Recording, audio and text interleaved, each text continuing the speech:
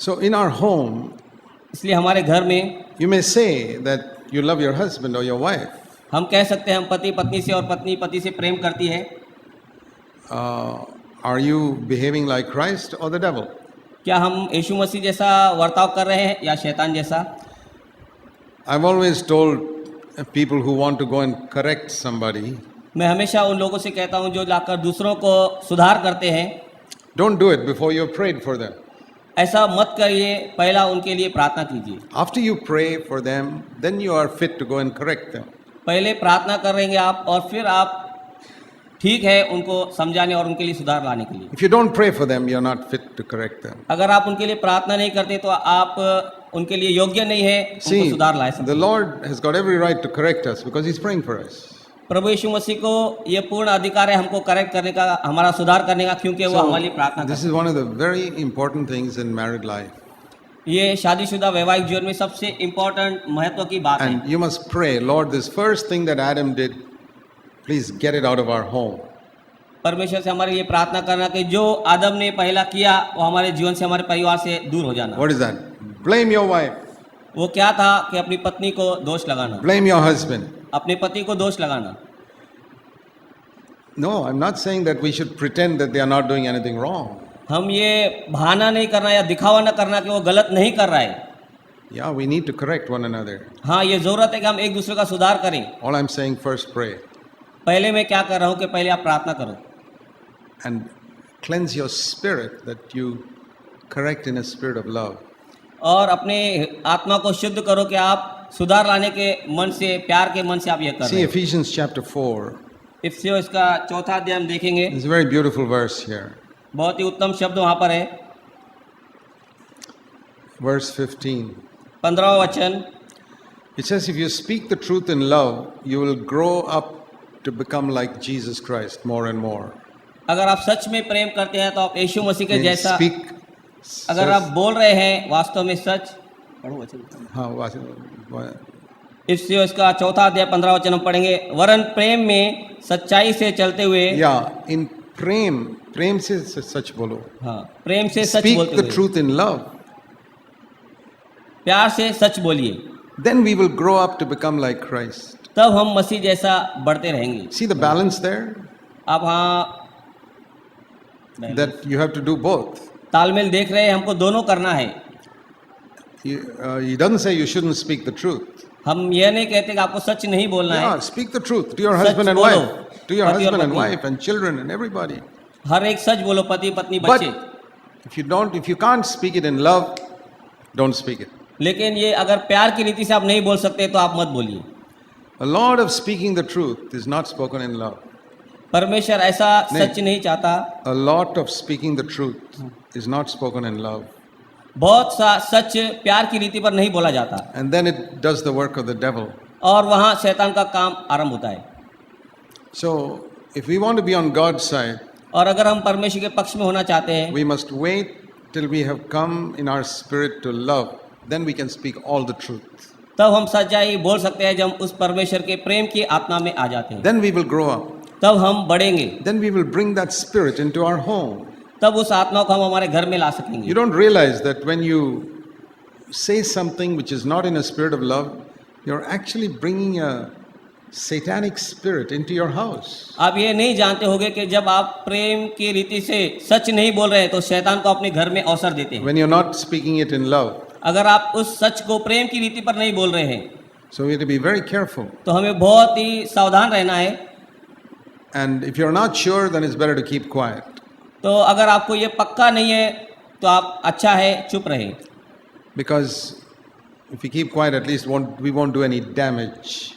अगर हम चुप रहेंगे तो हम कुछ गड़बड़ नहीं होने देंगे। Because our whole aim, क्योंकि हमारा पूरा मकसद even in speaking the truth, is to set something right.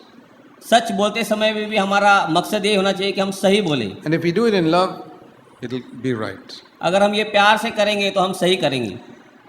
So that's one of the first things we got to learn from Adam and Eve. तो ये पहली बात हमें आदम और हवा से सीखनी है। The other thing we see there in Genesis 3, और दूसरी बात हम उत्पत्ति 3 अध्याय में देखते हैं in verse 12. 12वें वचन में। First thing, he blamed his wife. पहली बात उसने अपनी पत्नी को दोष लगाया। The second thing we see और दूसरी in बात हम the देखते same हैं, verse was he blamed God, उसने परमेश्वर पर भी दोष लगाया। saying, "You gave me this wife." उसने यह कहा परमेश्वर से, यहोवा परमेश्वर के, तूने मुझे यह पत्नी दिया। You need to ask yourself whether there's anything in your heart which is like a complaint against God. हमें हमारे हृदय में अपने आप को जांचना है कि अगर हम जो कुछ कह रहे हैं, क्या हम परमेश्वर पर दोष लगा रहे हैं। You know, deep down in your heart, if you begin to think, "Oh, why did I marry this woman? Or why did I marry this man?" अगर आप हृदय की गहराई में कभी ये सोच रहे हैं कि क्यों मैंने इस पत्नी और लड़की से शादी की, या लड़की सोचती है मैंने ये लड़के से शादी की। You may think, "Oh, if I had not married this man, some other man may have been better." अगर आप ये सोच रहे हैं कि अगर मैंने इस भाई से शादी नहीं की होती या इस बहन से, तो कुछ Or कदाचित अच्छा होता था। some other, if I had married some other woman, that she would have been a better wife. अगर मैं दूसरी किसी स्त्री से शादी करता तो वो अच्छी पत्नी बन सकती थी।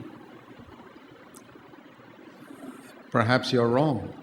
आप गलत हो सकते हैं। If you had married somebody else, your life may have been much worse. अगर आप किसी दूसरी से विवाह कर देते तो आपकी परिस्थिति, आपकी जीवन इससे बदतर हो सकता था। So there can be a spirit of complaining against God, saying, "Why did you allow this to happen in my life?" ये शिकायत करने का परमेश्वर के विरुद्ध एक आत्मा है जो परमेश्वर के विरुद्ध में हमारे द्वारा कार्य करता है। Why did you allow these circumstances to happen in my life? ये परिस्थितियों को आपने क्यों अनुमति दिया मेरे जीवन में होने के And लिए। you know, in Indian marriages, हम देखते हैं हिंदू शादियों में, हिंदुस्तानी शादियों में, it's not like Western marriages. ये पश्चिमी शादियों के जैसा नहीं होता। Because here, when we get married, we don't just get married to a person, we get married to a whole family. क्योंकि हम यहाँ किसी एक व्यक्ति से शादी हमारी नहीं होती, लेकिन एक पूरे परिवार से हमारी शादी होती है। That's part of our culture. ये हमारे कल्चर का एक भाग है। It's not so much in the West, ये पश्चिमी देशों में ज़्यादा नहीं है, because there they break away from their parents very soon. क्योंकि वहाँ शादी के पश्चात वे अपने परिवार से, अपने माता पिता से जल्दी अलग हो जाते हैं। I don't believe that is right, मैं ये नहीं कहता हूँ कि वो सही है, but I don't believe we are right either. मैं ये भी विश्वास नहीं करता हूँ कि ये सही है। See, Indian culture and Western culture are both wrong. Hindustani culture और पश्चिमी कल्चर दोनों गलत हैं। Christian culture is somewhere between these two. मसीही कल्चर ये दोनों के बीच में है। We see the example in Jesus. ये हम यीशु मसीह में उदाहरण देख सकते हैं। The Bible says that when we get married, we have to be detached from our parents. परमेश्वर का वचन ये कहता है कि जब हम शादी करते हैं, हमारे परिवार से, हमारे माता पिता से हमारा अलगाव होना है, So that we can get united to our partner. तो हम हमारे पत्नी से या पति से एक हो सकते हैं। And that's in Genesis 2:24. ये उत्पत्ति 2:24 में है। That you leave your father and mother and cleave to your wife. Leave your, verse 2:24. इस कारण पुरुष अपने माता पिता को छोड़कर अपनी पत्नी से मिला रहेगा। So you have to leave before you can join to your wife. तो यहाँ हमें माता पिता से पहले अलग होना है, पत्नी से एक होने से पहले। Now leave doesn't mean that you don't care for them. ये अलग हो जाना ये नहीं दर्शाता कि हम उनका चिंता नहीं करेंगे, उनके लिए नहीं सोचेंगे। Because we must honor our father and mother even if we are 60 years old. ये हमारा परमेश्वर का वचन है कि हमें अगर 60 साल भी हम हो गए तो अपने माता पिता का हमें आदर करना है। That is till the end of their life. We must honor them. उनके जीवन के अंत तक हमें उनका आदर करना है। Because they cared for us when we were helpless babies. उन्होंने हमारी मदद की, हमारी देखभाल की जब हम मजबूर थे, हम छोटे थे। So when they are old, we have to care for them. जब वे बूढ़े हो जाते हैं तो हमारा काम है उनको मदद करना। This means that we must not allow them to run our life. लेकिन इसका मतलब ये नहीं है कि हम उनको ये अधिकार दें हमारे जीवन को चलाने का। It's very interesting.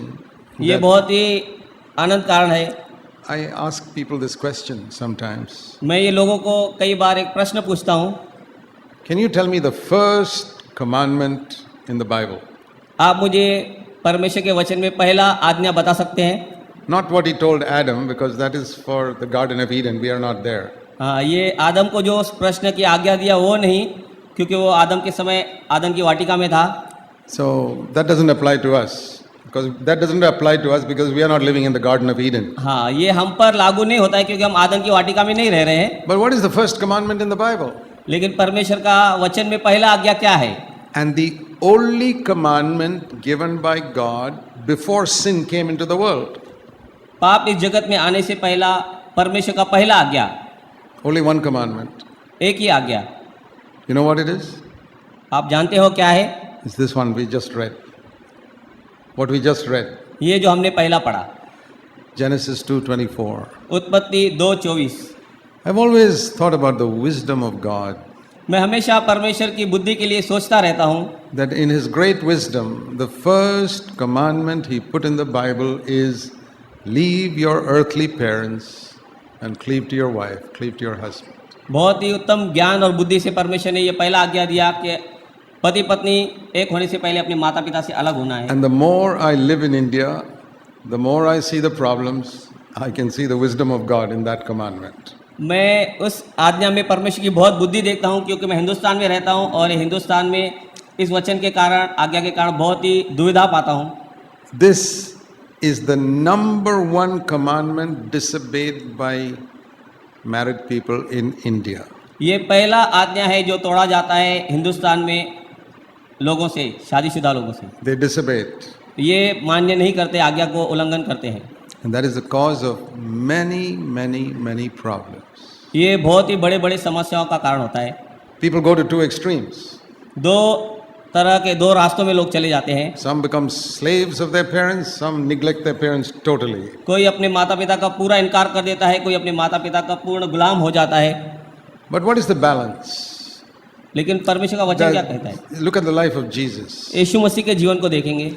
Even when He was hanging on the cross, dying and suffering, जब वो क्रूस पर मर रहा था और दुख और पीड़ा दर्द सहन कर रहा था, His mind thought about His mother. I must make some provision for my mother to be taken care of.